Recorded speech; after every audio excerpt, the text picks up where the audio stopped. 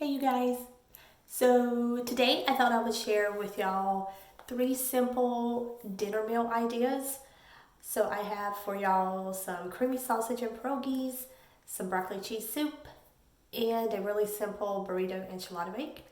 So let's head on into the kitchen and I'll show you what we had over the course of the week for dinner last week. Yeah. All right, let's head on into the kitchen. All right, you guys, so we're going to start with that creamy sausage and pierogies. So I am using some large pierogies and they are really large. They're like the size of my hand. So I would prefer to use mini pierogies, but I'm just using what I have on hand. You could also use tortellinis or potatoes or even some other type of pasta shape if you prefer. So I'm just going to boil those off and then let them drain and set to the side while I make everything else. So in my pan here, I'm just adding a little bit of olive oil and a little bit of onion. I'll let that cook for just a moment to soften up. And then I'm going to add in some minced garlic. Now, while these onions and garlic are cooking over low heat, I am going to go ahead and chop up my smoked sausage. And today I'm actually using some chicken sausage that is flavored with, I think it's like some sun-dried tomatoes or something. It was pretty good. Typically, I just use a regular old smoked sausage. So once I get those chopped, I'm just going to add those to the pan with the onions and garlic. And we're going to let those saute until they're nice and browned and have some nice color to them. And that'll take a few minutes. Now, once they are brown, you're going to add about a cup of water, some chicken bouillon, and some red pepper flakes. And then I'm also going to go in with some garlic powder and onion powder. And then a little bit of dried oregano.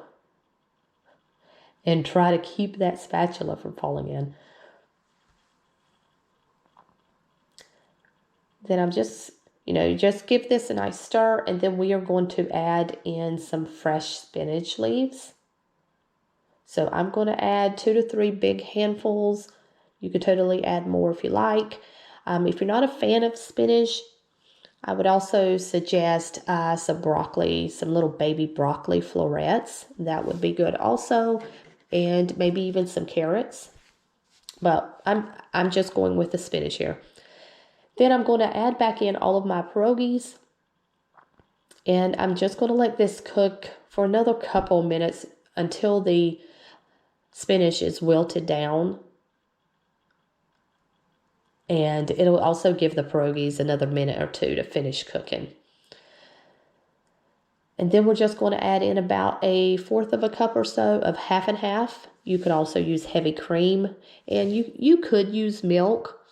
It might just be a little bit thinner of a sauce, but we are going to be adding some cheese, so that'll help thicken it. So if you do want to save some calories and fat, you could use milk. So I'm adding in about 1/2 cup, a good handful of sharp white cheddar, and then a good capful of Parmesan cheese. No fancy cheese here, just the cheese out of the jar. And just give this a nice stir until the cheese is melted. It should only take another minute or two. And then once it's melted, I'm just going to finish it off with some crumbled bacon. And that is it, you guys. So these are pretty large pierogies, so 3 to 5 of these per person is plenty. But sometimes when I do make it with tortellini or mini pierogies, I will serve it with a little side salad. All right, so the next recipe we are going to be working on is broccoli cheese soup. So again, I'm going to start off with a little bit of olive oil, and I'm going to also add a little bit of onion and let that saute for a couple minutes to soften up. And then I am going to add in some minced garlic. So I'm going to let the 2 of those cook together for a little bit, and then I'm going to add in some chicken broth. And while that chicken broth is coming up to a simmer, I am going to go ahead and chop some fresh broccoli florets. And you can chop these as big or as little as you like. I like them to be pretty small bite-sized pieces. So I'm going to get those added to the pot, every last piece. And once we have that added in, we're just going to give it a little bit of a stir just to get all of the broccoli submerged in the chicken broth. And then we're going to go ahead and add some shredded carrots. I'm going to add in some garlic powder, onion powder, a little bit of cayenne powder for kick, and then also some black pepper. I'm not going to add any salt because I am actually going to be using some sodium citrate as my thickener for this soup so that it's keto friendly. So instead of using flour or cornstarch to thicken the soup, I am going to use sodium citrate, and that will emulsify the broth and the cheese that I add later without needing a thickener and without the soup base separating. So even if you did use flour or cornstarch, you may want to consider also using some sodium citrate because that will keep your soup base emulsified even when it's left over in the fridge. So I'm going to get all that stirred in, and then I'm going to just shred up some cheese, and it's going to be a lot of cheese. So I'm going to add it in batches. So once I get this first batch completely melted, and then I'll go ahead and add in the second batch of cheese. So once I've got the cheese stirred in and it's melted through, I am going to go ahead and add in about 1/4 of a cup of heavy cream. You could also use half and half here if you'd like. And that's it. So I basically just serve everybody up a bowl full. Everybody makes whatever type of sandwich they like to go with it. I will have pork rinds on the side with mine, and then I'm going to top it with some additional cheese and bacon bits.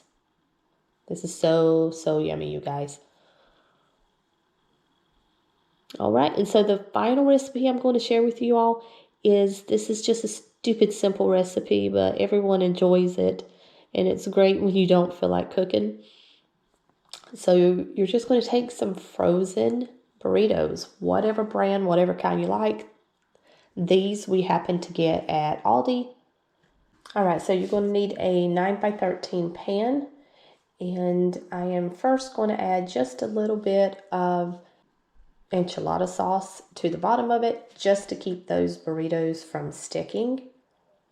So you're going to need probably around 1.5 of the small cans of enchilada sauce if you're not making your own. Sometimes what I will do is just use a can of enchilada sauce mixed with half a can of tomato sauce, and that's usually perfect amount. Plus my wimps can't handle the spiciness level of canned enchilada sauce, so watering it down with tomato sauce helps. And then I'm just going to layer in the burritos, get them to fit the best they can. And then we're going to top it with the remaining enchilada sauce and then some cheese. And I'm just using a mixture of Munster and Colby Jack cheese, but you can use whatever cheese you prefer. And I also happen to have some seasoned ground beef left over from another recipe. So I'm just going to use some of that on top, but that's totally optional. You can use whatever you have on hand. If you have some leftover pinto beans or black beans or shredded chicken, you could pop that on top too. And then you're just going to cover this with some aluminum foil. And then you're going to pop it into a 350-degree oven for 25 minutes. Leave it covered that whole time. And then you're going to uncover it for about 5 minutes more. So while this is in the oven cooking, I already have some Mexican red rice started in my Instapot. So I'm just going to add some peppers to that, get the cover on, and get it cooking. It'll take about 15 minutes total to get that rice finished. And I do have a full recipe on how I make my Mexican red rice, and I'll have it linked in the description. And then I'm just going to get all the toppings ready. I just need to chop up some lettuce and some tomatoes and then just get everything portioned out. And that is it, you guys. So I'm just going to serve up a burrito and some rice for my daughter. She just wants some lettuce and tomato and sour cream on top of hers. So I hope you guys enjoyed these recipes. And if you do try any of them out, please leave a comment down below. And I will see you guys in the next one. Bye.